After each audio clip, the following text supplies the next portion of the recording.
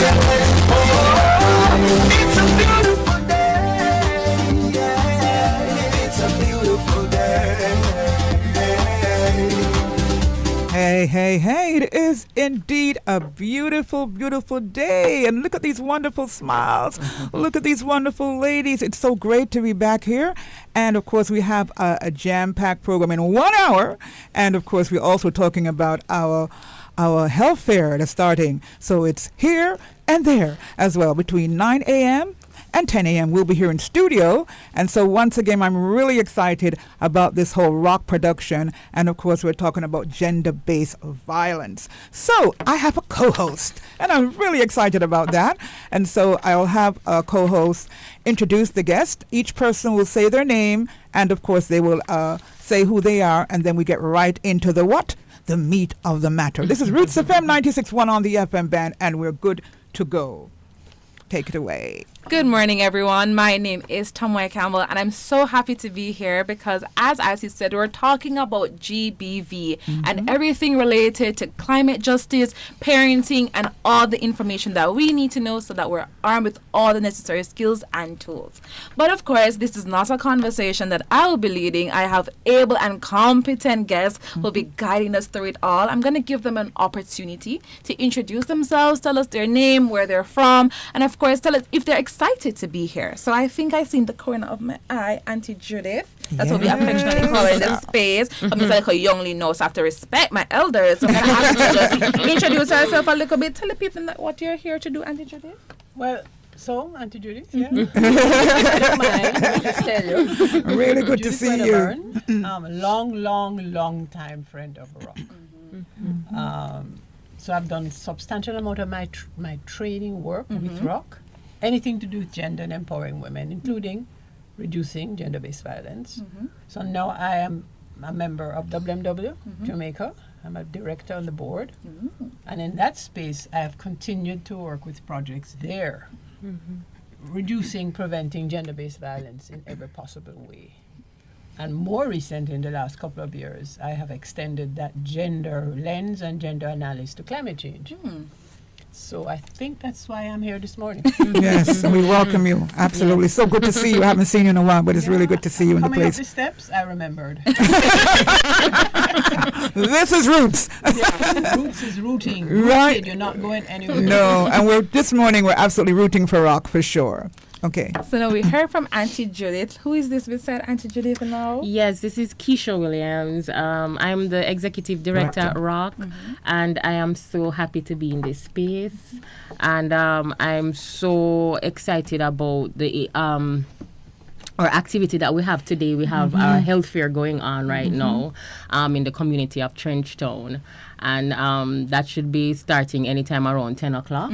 So if you're in the area, please go out and support. Yes, so. Hey, thank you so much. And last but definitely not least, who's this lovely lady beside me? Good morning, everyone. My name is Carla Francis Edie. A long history of working with children and the childcare institutions in Jamaica. I am currently a volunteer at Rock, and so as a social worker, happy to be here today. Anything to do with children, always happy to be a part of it. So I'm happy to be here today. All right. Well, look, I kind of feel a little bit young though, Miss Isis. Me too. Everybody here just know what I'm talking about, but I know that you will help us guide the show, and that everyone who may not be as informed, maybe like me, just coming in, we're going to leave here having been armed with the necessary information and tools. All right. For sure.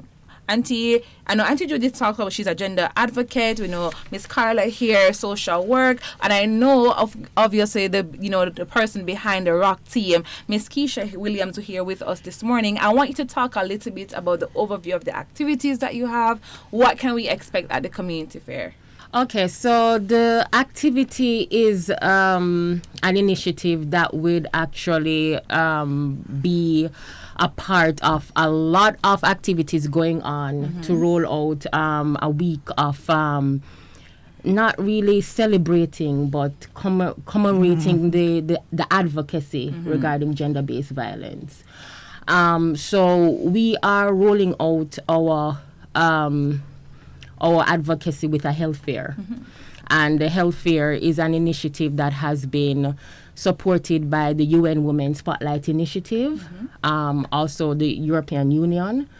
And it is one that is a part of our rolling out advocacy to actually engage the community in a holistic sense, mind and body. And so what we are doing now is that this activity is from 10 to 3. We're going to have things like pap smears. We're going to have blood pressure testing. We're going to have a number of activities. We're going to talk about gender-based violence, even in terms of climate change, gender-based violence in terms of mediation efforts. So we're going to have a number of activities on today. So, yeah. So so I know we're going to have a slew of activities. You mentioned the UN Spotlight Initiative. For those of us who are not aware, what is that all about and what is the work that they do? All right, so the UN Spotlight Initiative, it's actually a part of a global initiative, as I said, to implement some real-time advocacy regarding gender-based violence. So we have a number, it's not only ROC, but we have a number of organizations in Jamaica supported by the UN Spotlight Initiative that is highlighting some of the works going on regarding gender-based violence. And it's an initiative that would support the advocacy and programs and initiatives and awareness regarding GBV in our country. So everything GBV related, right? UN Spotlight Women, Exactly. they share Exactly. that. Exactly. Is this an annual fair, or how many years have you been keeping the fair? Well, ROC actually has it. We try to, as long as there's funding, we do this annually. And we will be having it next year once there's funding. We're on board. Yes, definitely. So once there's funding, we have a health fair. So is it that a lot of the persons within the immediate community attend, or you have other within the persons as well? immediate community of the Lyndhurst, Trenchtown, and its outskirts, Maxfield, all of that community? What it is our hope that ROC will be expanding, soon. So, but as long as expanding in what way? You mean like going into expanding in terms of going on to other communities? Awesome. That's a part of our goal. Yeah. And so we're actually working on that. And we're hoping for support. But as long as there's funding, we always have that annual health fair for our Trenchtown, Lyndhurst, Maxfield community area. Right. And usually, what's the response? Do you get a whole lot of persons that come out actually to partake? And the community, they really look forward to that annual health fair, because you can imagine something like a pap smear. Super expensive. I do not understand why women's health is so expensive. And so we are offering subsidized pap smear testing. Excellent. So as you can know, a lot of the women, they look forward to that. And we're having free blood pressure. What we are hoping is that we can expand a lot of the initiatives, a lot of the programs, especially as it pertains to women's health, next year, because we want to have more than 1-2 fairs in different jurisdictions, different regions. So, yeah. Okay, good.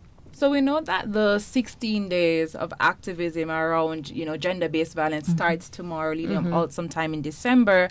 In addition to the health fair, what else is on ROC's agenda that we can look forward to so that we can lend our support? Okay, so what we are doing right now is that the health fair has been one of the major initiatives that we're rolling out.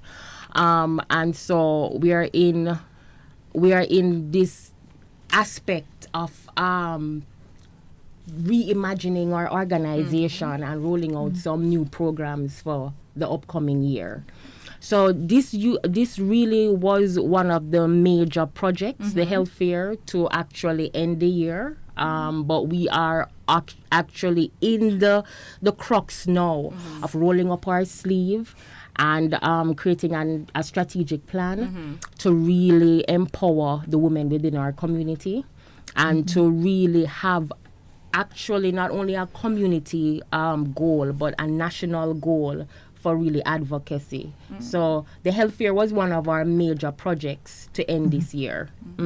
Is it usually held in November? Because we know that November is really potent when it comes on to themes. You have parenting, Right. you have youth, you have volunteerism, you have community. You know, so is it something So that you it's usually do? we usually do this around the end of the year, around November.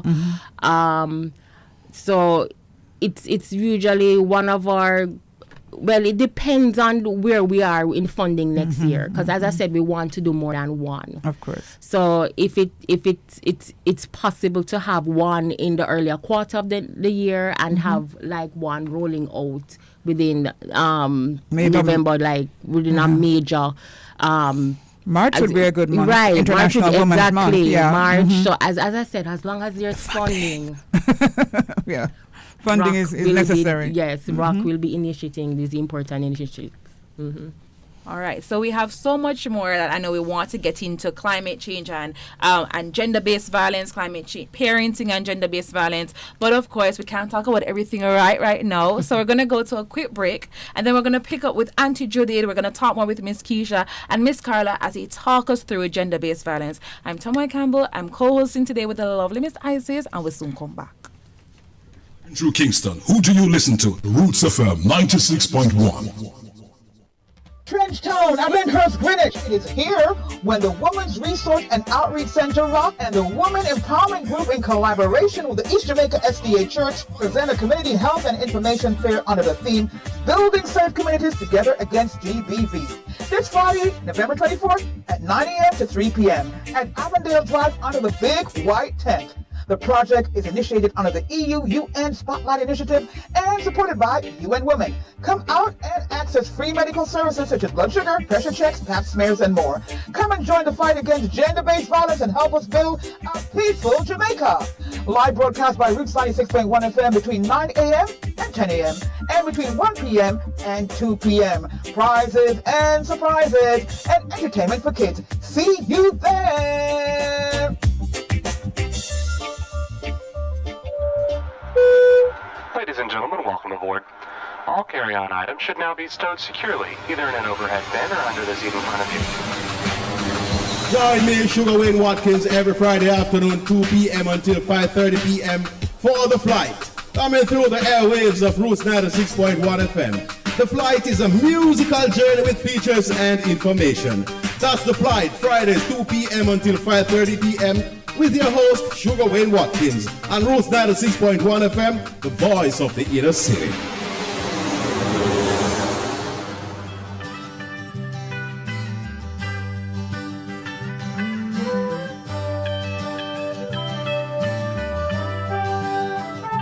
I am woman, hear me roar, in numbers too big to ignore, and I know too much to go back and pretend. Beautiful song there. I tell you, we played that week before last, and of course, Helen Reddy. Just makes us so excited about being woman. So powerful, you know? And so we're here at Roots FM 96.1 on the FM band. It's a rock initiative. Today's a big day. We're not only here in studio, but a health fair is happening. Health and information fair. We'll be broadcasting now, of course, between 9 and 10 o'clock, and also this afternoon between 1 p.m. and 2 p.m. So we have more information for you. Stay tuned, and of course, right over to my co-host. Thank you so much. Thank you, thank you, thank you. So we're talking about gender-based violence and how it connects with climate justice and parenting. And I'm in studio with Miss Keisha Williams, the ROC's Executive Director, Auntie Judith Wedderburn, great gender advocate. And of course, we have Miss Carla here with us. So I'm going to start with you, Miss Carla, right here to kind of break it down for us. How does gender-based violence intersect with climate justice? And what specific challenges do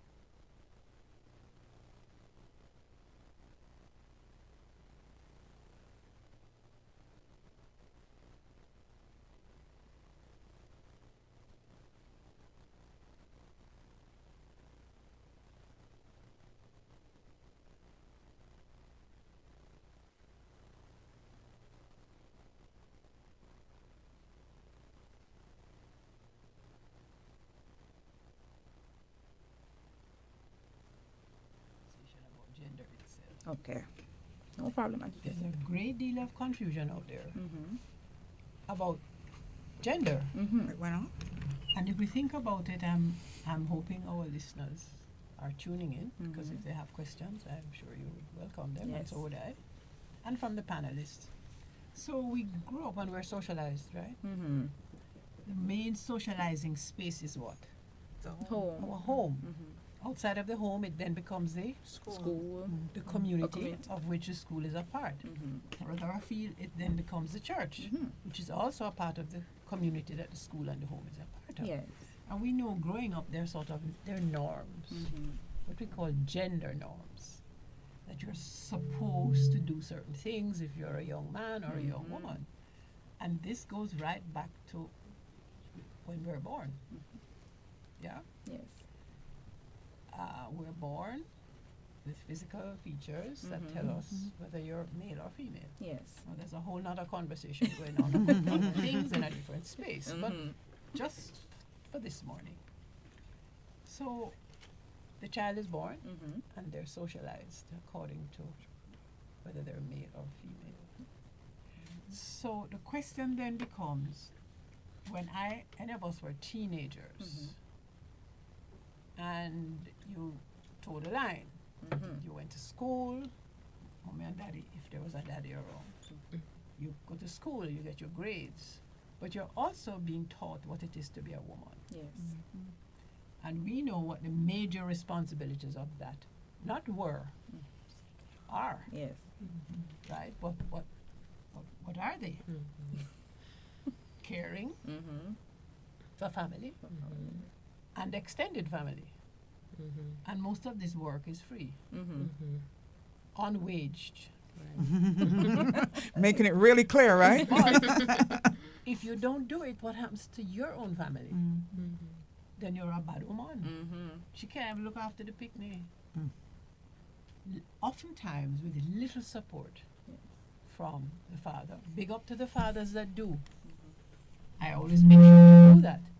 But in having to take on that responsibility, the woman herself is unable sometimes to develop herself. Yes. So I'm throwing that out there for us to think about seriously. So we know then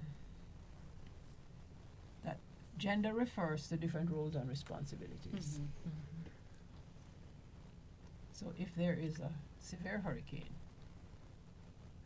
what happens to the roles and responsibilities perhaps of the woman in the hurricane? Does she automatically be able to access resources to fix the house? Who is responsible for the care of the children and the house during the hurricane? Yeah? Yeah. So we could, you know what I'm talking about. We could extend that conversation into even greater detail. So a severe hurricane, and we don't have to have a hurricane, we just need to have the 3 days of rain we had last week. For sure. Right? And people say, but at the end of November, it don't normally rain, so usually entering drought. Maybe climate change is saying to us, hello, things are not the same they used to be. That's right. And they're not going to go back. They're going to get worse. Right? So the woman herself now is at the center of that struggle, desire to protect and make sure her family. Now, by the way, remember that our families don't include just women and children. What do they also include? The extended family. The extended family. And it's very extended. Thank you, Isis. The grandmother to help the children, because at some point the woman has to go to work. Or there is an ill person or a person in your family with disability. So the woman's responsibilities are extensive. And how that relates to climate change first is that the work we do recommends that you understand what the social context of the community is before you decide to work with climate change. Do you know the family structure? We're talking generally. Do you know in Brentford, Maxfield, Beechwood, these communities that Rock serves, do you know what the family structure is? Single Single and You kind of know, extended. right? Okay. Do you know what kind of income the mother, head of household, is earning? Very you hear them minimal. talk, Minimum wage. and you know it's not enough. Mm-hmm. Do you know how many children she has to support? Probably. I'm saying so. Right. The gender part of this means that we have to be very sensitive and understand the context in which women and their families are living in a community, so that when there is a severe climate action, we call it, then you have a better idea of what is needed to help the woman and her family recover. That's it. So the gender analysis, you have to do it with what we call a gender lens. So you go in and you get to know, because there are ways you do it, analytically. So that the woman, you have a conversation with the family. Rock is could be central to something like this. So if you're applying for funding for disaster support after, you can say, well, we have 26 communities. You have the data to back it Each up. family is this size number of children. Right. This is the damage of the. You understand what I'm saying? So that's the link generally between the gender analysis and lens you need to employ in communities in order to understand what the likely impact of climate change is on those families. Okay. All right, now, the gender justice part. One of the work I believe Rock has always done is to help for the empowerment of women. Yes. Which for me simply means allowing women to get the resources to understand, first of all, why they do the work they do, to be able to decide, I love my family and I want to protect them, but I also have a right to access the resources to improve myself. I also have a right to defend myself if I'm suffering from gender-based violence. Yes. So if she's unable to access the services to protect her from gender-based violence, is she able to access or live in a situation of gender justice? I didn't really see it like that. You're kind of making it a little clear for me. Yeah. So that to me is hard to make. It was hard for me to make the link because we know we're accustomed to communities that when it is alleged that the police shoot my son in cold blood, placard on the street, we want justice. That's a little easier to make the connection. Yes. Because the body is there. There are different stories, reports about what actually happened. But the woman lost her son. And she's not confident that she will get the justice for herself and her son from the system as the way it is set up. Can she afford a lawyer? Does a legal aid clinic, although I'm reliably informed that they now have better resources to fund lawyers who the police are supposed to guide you to where you can get legal aid. You didn't know that? A little bit. I'm a law student. I work at the legal aid. Good thing you know what I'm talking about, right? So it does happen that you can get legal aid, and that the police are really supposed to guide you to that before you come back, before you get ready to go to court. The mother or whoever was a witness. So in that sense, that for me is how I make the sense to the justice that a woman is supposed to be able to access because she's a woman for herself, for her family, right? And so when there are climate disasters, she also is supposed to be able to access the resources to recover. That is it in a nutshell. But being a community radio station, though, of course, we are the inner voice of the inner city, as they say. And we find that when these particular situations do happen, we have a lot of women calling, trying to find out, where can I get this, where can I get that? I'm flooded out. I don't have any food. What about my children? Are they going to school? Is this, so there's a lot coming in. We're bombarded with that kind of a thing. How can this change, or how can Rock possibly change this in situations like these? Good point. After our sister spoke about the community fair, I thought to myself, the community fair is a special place that one of the services you could provide is to provide the information that if a woman needs help, this is where you go. Right. Yes. You understand? And, So, we'll have that, definitely. so in respect of hurricanes and Specifically, disaster yeah. management and all of that. Right. Yes. So before you get to the disaster risk management, though, I've learned the value of putting a human face on climate change. First, it's people and people's lives that are at risk. That's Sure, right. businesses get destroyed, Yeah. but then if the business destroyed, the people have no work. And roads are washed away, Right. but people can't farm. They can't Families access. and women and men who are farmers in rural Jamaica can't take their product to market because the road washed away. So my attempt is always to put a human face on climate change because it's the human beings, women and men and their families, who are most affected.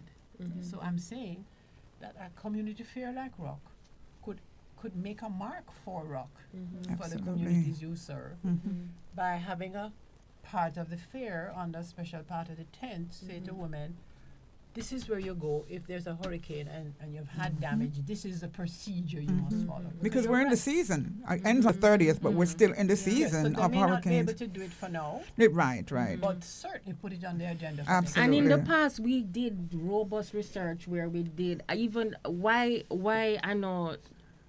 I'm such a fan of Rock, even before coming on board, is because they did groundbreaking research when it was not even the thing to do that kind of research.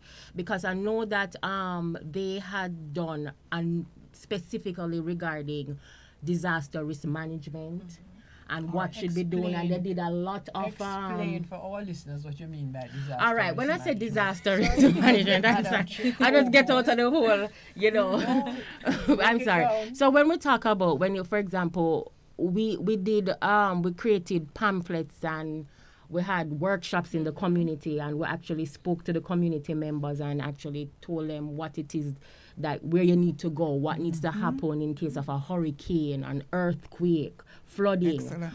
And these are the resources Rock can give to you, and if Rock doesn't have it, this is where you need to go. So this was actually something that we did years ago. We rolled out even pre-COVID. Coming on board, I realized that a lot of things have changed. Pandemic-wise, even we know that there are a lot of policies, global policies changing regarding how we need to, live within a pandemic type of scope. We know COVID put the entire world on lockdown, and that was scary. And so we realized that even at Rock, that we needed to reimagine again the ways in which we roll out services regarding disasters like earthquakes, floods. Can I prod you a little Yes, further? definitely. Yes, definitely. Madam, I'm not a co-host, but I want her to help me understand better what risk are we managing? What risk, if you say to the women, what risk do we have to learn to manage? What do we mean by that?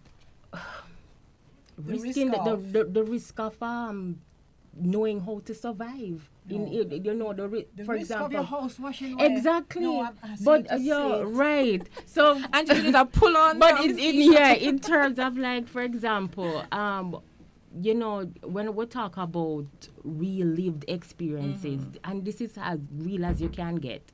For example, in the case of a sudden disaster and we're in a lockdown situation, and the way in which even women are able to access feminine care, things like that. You understand? That's a huge issue. That's a big point. And that's a Very big relevant point. You Yeah. understand? Feminine care. Where do I get all That of is very important. But we've gone back to the woman thing again. And the care.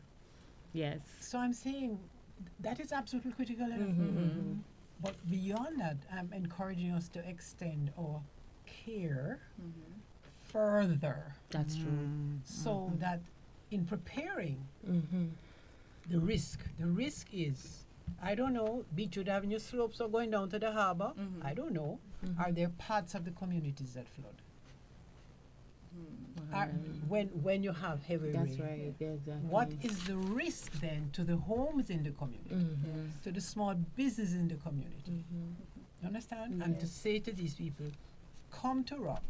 We have somebody from whichever agency to help you prepare for that risk, to manage the risk yourself. Maybe after the risk, the heavy rain and weather, you do need to call what the agency name? The government, the ODPEM. Right. You do need to call ODPEM, or maybe you can get ODPEM to comment from before too, and say, look, when there is a disaster, this is what ODPEM is under the law supposed to do. But there are things I'm suggesting women can do with the guidance of Rock to understand before. Oh, but my little shop is at the corner of wherever. Yes. And they tell me that when it rains, it flood. That's right. What do I prepare? Do I get 1 dozen extra blocks to put on the ground and put down the flour and the rice and thing on top of it so it don't get washed out when the rain? I mean, there's some very practical things which women inherently know, because invariably to survive you have to do practical things. So I'm encouraging us to think about that for a community, the communities that Rock serves, so that the health fair can extend It's it broader. Yes. and take in all of these other More- issues more which, for extended. which women need protection and support. Right. So true. Well, I know we have a lot more to discuss. I know Auntie Judy is going to help us to lend our gendered lens, but we're going to do that right after the break. So when we come back, more discussions on GBV, climate justice, and parenting. We'll soon come. Town at Lyndhurst, Greenwich. It is here when the Women's Resource and Outreach Center Rock and the Women Empowerment Group in collaboration with the East Jamaica SDA Church present a community health and information fair under the theme Building Safe Communities Together Against GBV. This Friday, November 24th at 9 a.m. to 3 p.m. at Avondale Drive under the big white tent. The project is initiated under the EU-UN Spotlight Initiative and supported by UN Women. Come out and access free medical services such as blood sugar, pressure checks, pap smears, and more. Come and join the fight against gender-based violence and help us build a peaceful Jamaica. Live broadcast by Roots 96.1 FM between 9 a.m. and 10 a.m. and between 1 p.m. and 2 p.m. Prizes and surprises and entertainment for kids. See you there!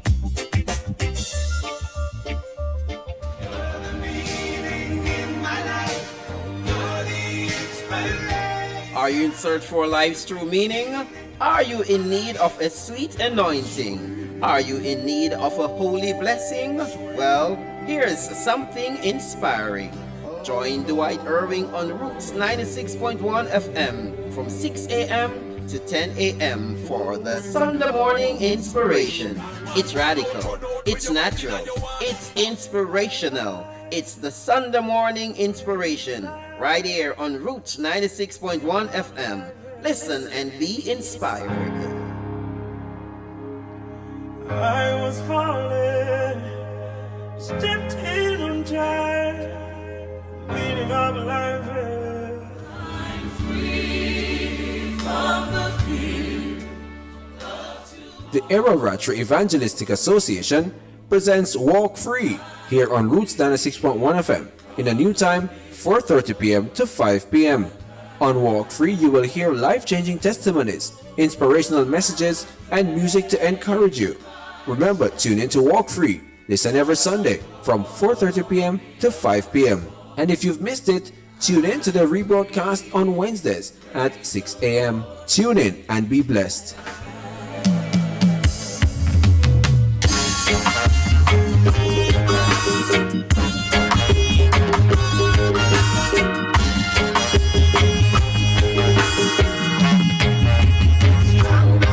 I am black and I'm strong in every way.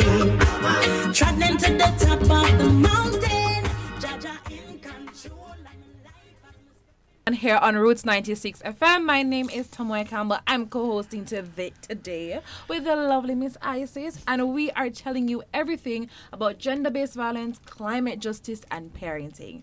Before the break, we were talking about the climate change aspect of gender-based violence, and Auntie Judith was helping us to extend our gendered lens. We want to ensure that we have practical tools and solutions that women can employ to help them deal with the circumstances that may arise and present themselves that are climate and environment based. So what I'm trying to say, when hurricane come and wash away, what should you do? Should you build up, as Auntie Judith said, maybe extra blocks? Should you batten down the roofs? Should you go to a particular shelter?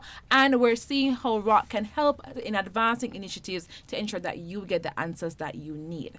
But we're taking a little bit of a step away from the climate change aspect of it, and we're talking about gender-based violence and parenting. And I'm going to hear now from Mrs. Carla Francis Eddy. I'm going to call her Miss Carla for short. She's a social worker and a volunteer with ROC. And I'm going to ask you, Miss Carla, to kind of tell us what inspired you to be a social worker, and what has been some of your most rewarding moments and maybe some challenges you faced in your field. Okay, I actually started as a teacher. So I'm a trained teacher as well. And while working at a particular high school, the best high school in St. Catherine. Which one is that? Jago. I was at St. Jago for a time too. Okay. So while teaching at St. Jago, though, I was a form teacher, and I noticed that my students would come to me with all kinds of issues. I had to find place for them to live and that kind of thing. And I decided that I only was going to spend 2 years there because I wanted to equip myself to be better able to assist. So that's how I entered into social work. Love for children and their families. So that's how. In terms of rewarding, I was thinking the other day, there are so many persons who I have seen come hurt, especially children in care who lived in the institutions, came hurt, and just working with them, having the resources that they need. Many of them have done well. That's really good. Yes, in terms of academically and so on, they have done well.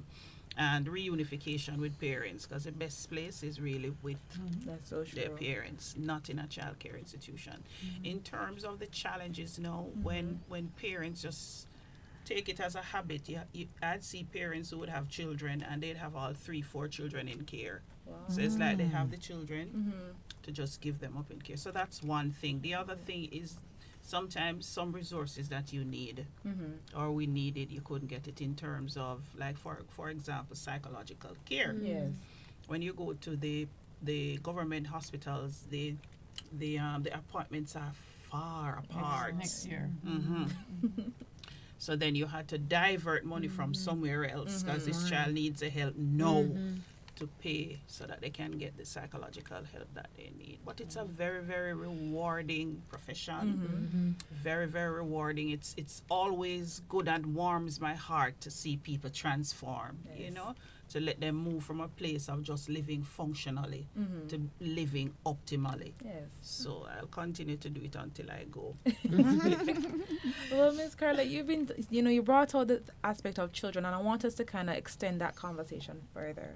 When we talk about gender-based violence, we often talk about the people who may be directly impacted, and so that may look like the women or maybe the partners who are involved. But how do children, cope, or how are they affected, rather, by gender-based violence? I am happy that you said that, because most times when persons think of gender-based violence, they think of the woman. Most times it's the woman, and the child is seen as an appendage, rather than the child being in the situation and maybe experiencing what the mother is going through in a second-hand way. Talk more about that. In a second-hand way, the child may not. The perpetrator may not be abusing the child directly, but the child is being abused in a secondary way because the mother, who, as Judith said, the caregiver and so on, is being subjected to violence. Now, the children, we have to make sure that they are given the opportunity to talk as well. Give them that safe space where they are able to talk. And it's always very, very important. It depends on how the child is reacting. How the child is counseled is depending on how the child responds. Because you may have a child who comes who will just talk out everything. While another child, it takes days, it takes weeks for you to build that rapport and build the trust for the child to begin to explain what is happening. And sometimes the kids have very, very good solutions, you know, because they are smart. Yes. They are in the situation, and when it's age appropriate, we can allow them to offer solutions as well. So they are affected as well. Sometimes they go to school and act out. Fight other children, do all kinds of things. There may be change in behavior. Child stop eating, child starts wetting the bed, and so children can be severely affected by gender violence, even if they are not subjected to the violence. So they may not be the person Directly. directly, right? But No, it does.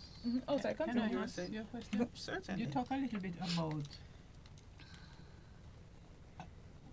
situations that I'm not a counselor, but I've been part of situations that, you know. So there is a fight in the house. Yes. Children's father is abusing the mother, and the boy child feels obliged to protect his mother. And what does he then do? Try to Find get the the father. Aha. So now, what is that boy child learning? Because that's part of how he is being socialized to be a man. Yes. What is your view of that? I certainly agree with that. And another thing with that as well is that, as you said, the parents are actually setting an example. So guess what that son will do? Probably he gets involved with somebody else and does the same thing, and so the cycle continues. But if all the organizations, the church can be involved, the school, and everybody works together, then the matter can be addressed. It can be. And we know now that with the Child Care and Protection Act, every person in Jamaica has a responsibility to report if they know that a child has been, is being, or is likely to be, which means that it don't have to happen.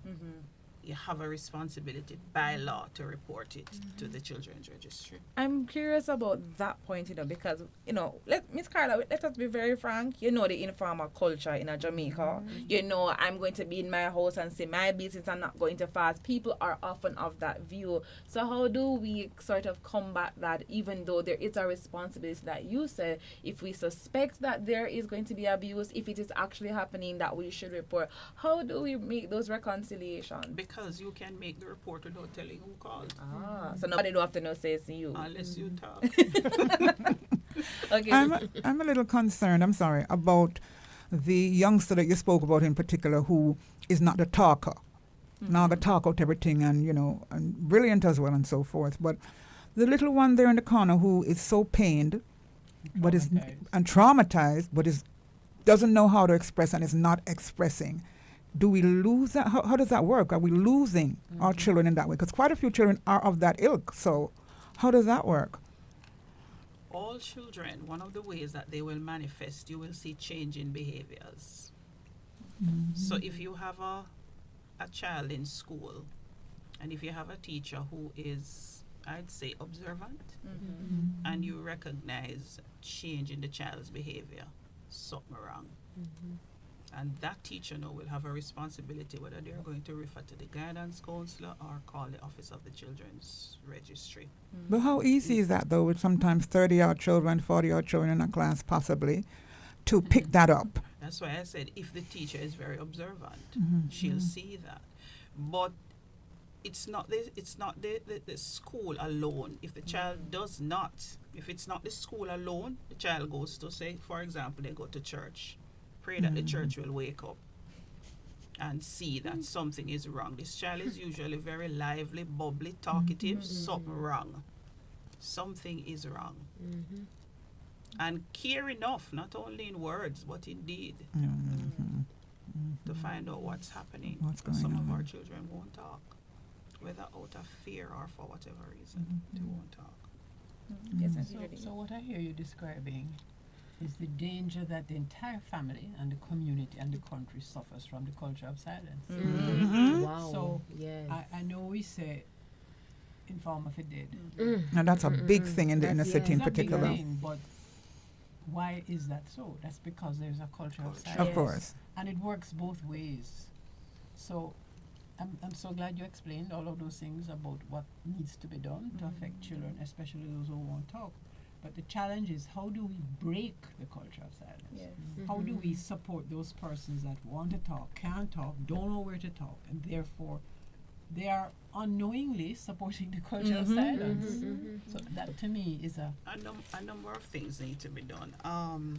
In terms of the government organizations, they need to do a lot of work, whether through PR, going in the communities, and letting people know that, guess what, you can report this matter, and by the way, the persons who report are bound by law, except it's the court that needs the information to divulge that this person called. They are bound by law as well, so people should feel free to call, and you don't even have to tell your name. You don't have to tell your name, just tell what's happening.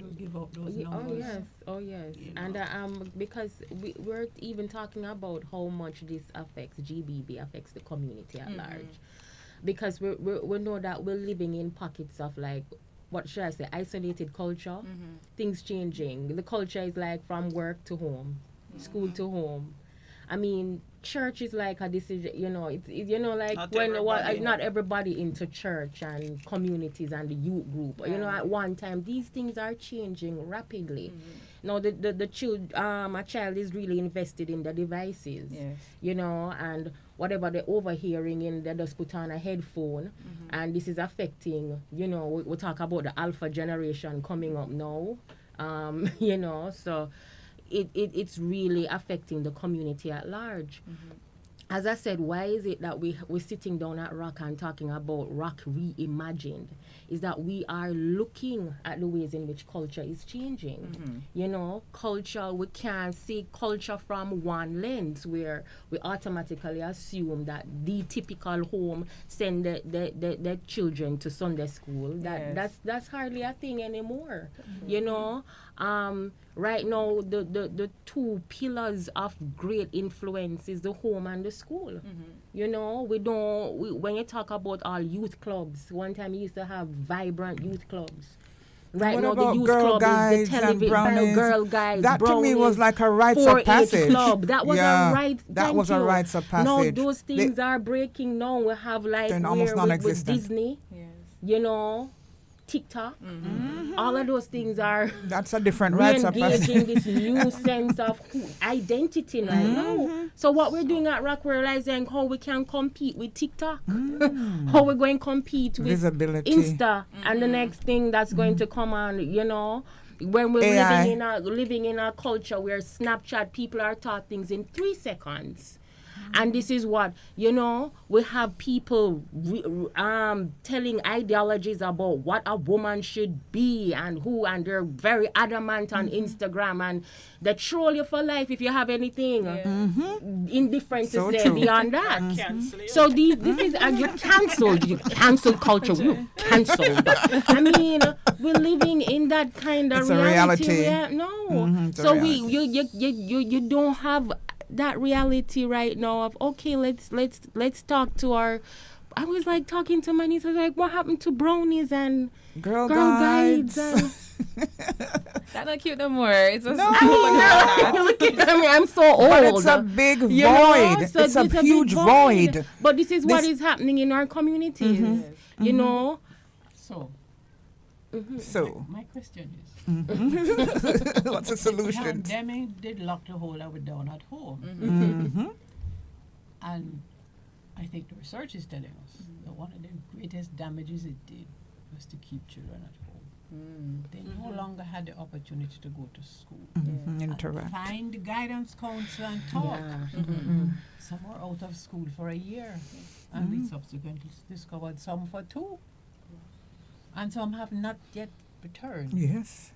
Okay. So the challenge for me is that pandemic happened. You're supposed to tan your yard, which I didn't obey, by the way. I think you and I, to a certain extent. Put on the mask. Anyway. I needed to see what was happening. So my question is to all of us, how long are we going to allow ourselves to be boxed in to this space that the pandemic and it's a space, physical and spiritual and emotional space that the pandemic put us into. Because the dangers of it are horrendous. So when I hear people talk about reimagine and reimagine, wheel and come again. What does that then? What does a wheel and come again look like? Okay. You understand what I'm saying? So we cannot not deal with TikTok and all the other ones. But how do we help young people to do other things that will attract them to build themselves, to be a better person, and still use the technology? Of course, of course. The technology is already there. Yes. Right? And so I closed my Twitter account because I couldn't manage it. I'm not on Facebook, and I'm not interested in any of the others. Yes. You're not on IG? No, but I have enough WhatsApp groups. Yeah, oh my word, they're overwhelming. To keep me going. And in those groups, they send. And you get the information. That's what counts. And we can manage the WhatsApp. Yeah. We can manage it, don't we? We can just don't answer for a week. Exactly. So I'm just saying, can we not just say, oh God, what are we going to do? So I'm encouraging rock. I think it's wonderful. But think about what they reimagined way of rock, the way of doing, the way of being in rock is going to work towards. Of course. Because you can set the example of what is possible and how to use the technology to actually help young people get out of the boxes they're in. Right. They're in it, but they don't understand why they're in it, and they know they must follow it or else them get locked out, and that messes up their sense of who they are. Yeah. Help them to understand there are other things you can use to measure. Because it's an addictive behavior also. Not only for children, adults too are addicted to social media. Adults have to help children, the school teachers have to help the children, rock has to help Of course. children and parents, you know. So we don't just give in Yeah. to this thing. Because the literature globally tells you it's creating havoc on people's lives and their sense of self. And Of course. no, that's not going to happen to them. You know, as we sit here, I'm thinking about how it is that we could perhaps use the same social media in such a positive way, you know, and maybe Rock could think about it being, if this is going to be your nice revamped PR strategy, if you could get some influencers that people look up to and really idolize, and they're the ones saying the positive messages, or if you get, for example, a 60-second video that tells you these are the 5 places that you need to go if you feel like somebody are beating and can't take you no more. And say it in say pot work. The point is you can't have the information could be so highfalutin that nobody gets it. The people outside of Roots, the people at we need to understand that when you come and see the 30-second or 60-second TikTok, you know the 3 places you could go to if you need shelter, 2 places you can go to if somebody are beating and maybe want. Oh, me can get like a legal help and me not have the money. We'd all of welcome that those. in 60 seconds. Yeah. I could be your face, you know. Yeah, we'd welcome that also on the radio station for some public service announcements. We're definitely playing those. So It's I'm important. glad you said that. So, my dear,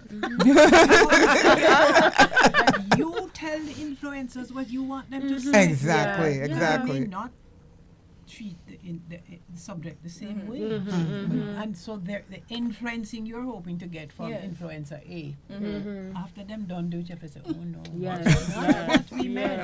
Right. So you have To to look have at that an point. honest, respectful conversation with influencers and say, look here now, we recognize your reach, you're famous, you're phenomenal. I'm telling you. But we have a challenge and we want you to help us, and here's what Definitely. we think. Definitely. And he might say, no sir, we're not into that. We just left him. Find Or her. somebody else. Find somebody else. Because there are a lot of them out there, that's for sure. Just engage the right people and tell them what your brief and expectations are. Yeah. You can even put out that open call. I mean, recently there's an organization, AIDS Healthcare Foundation, they had a call for a content creator, and that person would be tasked to creating content around sexual and reproductive health. And the same idea could be mirrored to just help with rock initiatives or all the conversation that we talk about in a way that everybody gets. And you are right on point, because that's a part of our larger communication plan. So what we, as you know, that a lot of this come with Cha-ching. True. Oh, here we go again. Yeah.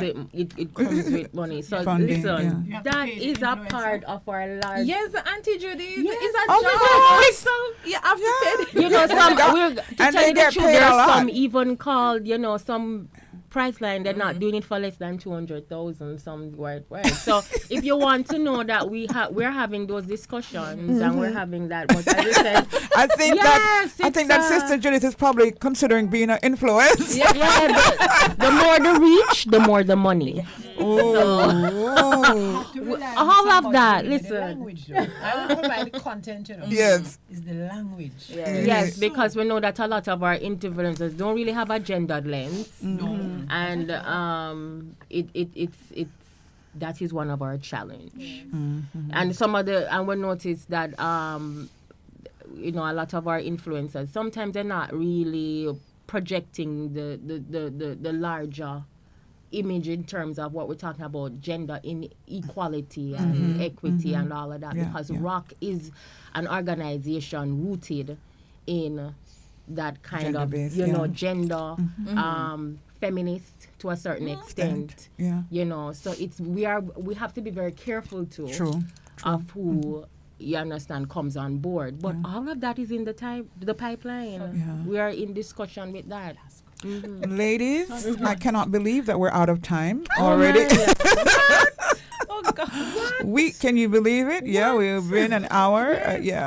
Just about. It's been a very vibrant conversation that needs to have a part 2, 3, 4, 5. But of course, we're going to be here each week right back until in the new year as well. So you want to give us the outro, and then of course we'll talk about the health fair. I'll go out with the health fair, but we have to go to the GIS in just a couple seconds. So Thank you, and Miss Isis. So Sure. everyone, we've been talking about gender-based violence, looking at it from a gendered lens, but also considering how it connects with climate justice and parenting. We spoke with Auntie Judith, big gender advocate, Miss Keisha Williams, the executive director of ROC, and social worker and volunteer also at ROC, Miss Carla Eddie Francis.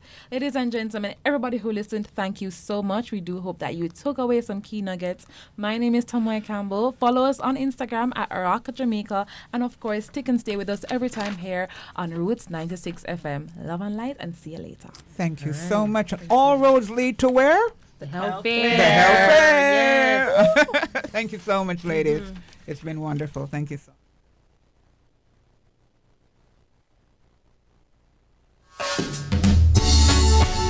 The National Gallery's Face of Us exhibition opens on December 10, and we've been exploring the